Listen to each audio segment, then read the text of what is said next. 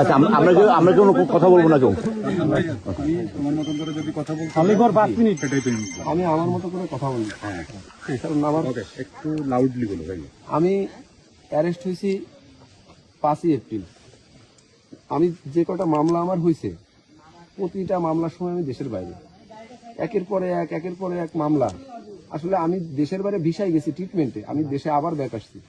আমি যদি কোনো অন্যায় কাজ করতাম তাহলে তো আমি দেশে ব্যাক আসতাম না। আমি ভিসা শো করেছি, আমার ভিসা শো করার পরেও আমার মামলাগুলো হয়নি। আমার স্ত্রী জামিন করানোর জন্য কোর্টের এই দুয়ার সেই দুয়ার বিভিন্ন জায়গায় দৌড়াতে হাঁপায়া গেছে। আমার স্ত্রী অনেক হতাশাগ্রস্ত ছিল। আজকে একটা জিনিস দেখেন, আমি জেলের ভিতরে, আমি আওয়ামী লীগ করি, আমি ছাত্রলীগের একজন নগণ্য কর্মী হয়ে আমি জেলে গেছি। আমার 3টে মাস সেলে রাখা হয়েছে, সেলবন্দি। এবং আমার 3টা মাস, আমি তো রাষ্ট্রের নাগরিক, আমি তো ফোন কল সরকারের কাছে পাই, প্রতিটা আসামি এই ফোন কল পেয়ে থাকে। আমি তো সেই ফোন কল পাইনি। আজকে যদি আমি ফোন কলটা পাতাম, আমার স্ত্রীকে সান্ত্বনা তো আমি দিতে পারতাম। এবং বাগেরহাটের জেলায় আমার কাছে 5 লক্ষ টাকা দাবি করেছে, যদি বাগেরহাট থাকতে হয় 5 লক্ষ টাকা দিতে হবে। আমার স্ত্রী, যদি আমি বাগেরহাট থাকতে পারতাম, আমার কাছে টাকা নেই, আমি দিতে পারি না। আজকে আমি যদি বাগেরহাট থাকতে পারতাম, আমার স্ত্রী আমার সঙ্গে দেখা করতে পারত, আমার স্ত্রী হতাশাগ্রস্ত হতো না।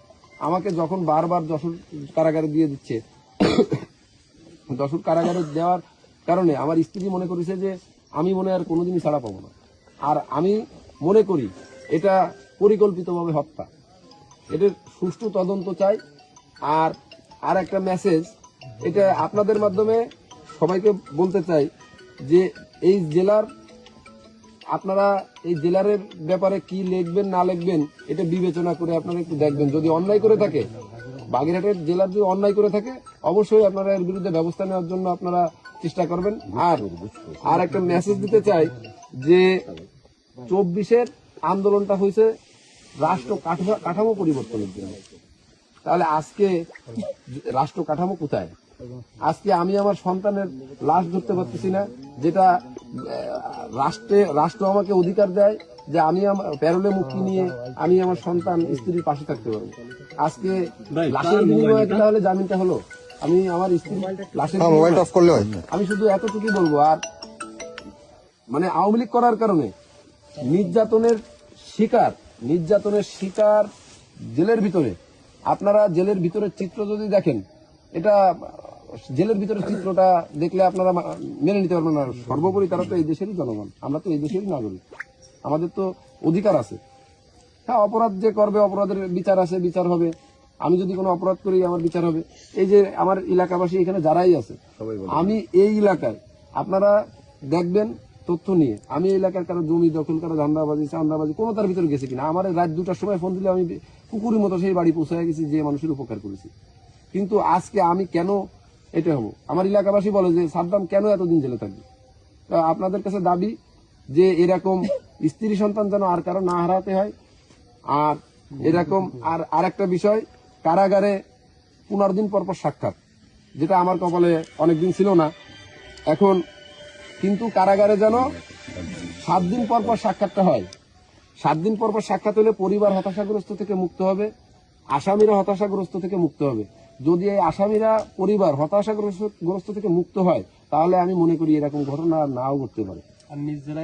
আর আমি একজন হাজতি, আমার মামলা বিচারাধীন অবস্থায় আমাকে কেন্দ্রীয় কারাগারে পাঠানোর ইখতিয়ার নাই, আমার কোনো রিপোর্ট নেই।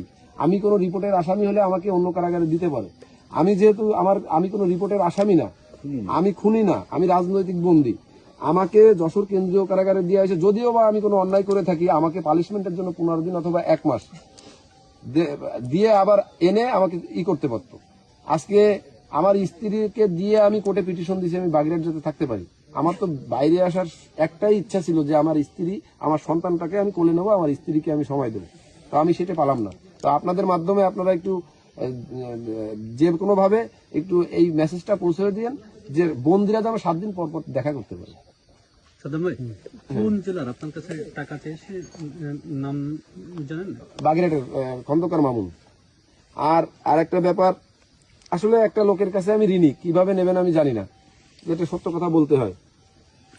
আমি কারাগারে ঢোকার পর থেকে, আগের থেকে আমার বাগেরহাটের সংসদ সদস্য তন্ময় ভাই আমার পরিবারের সার্বক্ষণিক খোঁজ খবর নিছে এবং আমার জেলে আমার পিসির টাকা, আমার জামিনের টাকা সম্পূর্ণ আমার ভাই, সে আমারে একটাই কথা বলেছে, তুই তো আমার কর্মী না, তুই তো আমার ভাই। তা আমি দোয়া করি তার জন্য। আর আমার স্ত্রী সন্তানের এই যে অপূরণীয় ক্ষতি আমার, এটা সঠিক তদন্ত চাই। আমি মনে করি এটা পরিকল্পিতভাবে হত্যা, আমি সঠিক বিচার চাই। সবাই ভালো থাকবে।